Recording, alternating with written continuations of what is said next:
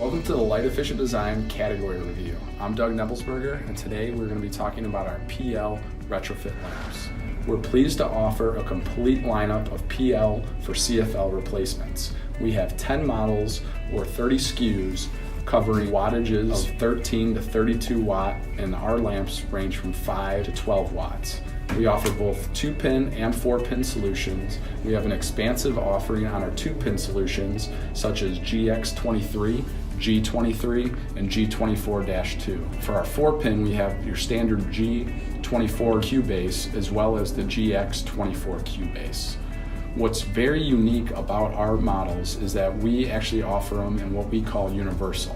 What that means is that they are type A and B, so they can run off of line voltage 120 through 277 volt, or they can work off an existing magnetic or electronic ballast, depending if it's 2-pin or 4-pin respectively.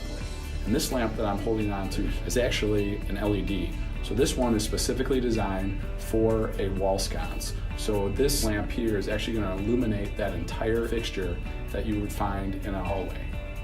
Then we have recessed can PL lamps, like this horizontal unit here, where that can be rotated to make sure that you're fitting the pins exactly into the socket along with maximizing that light output.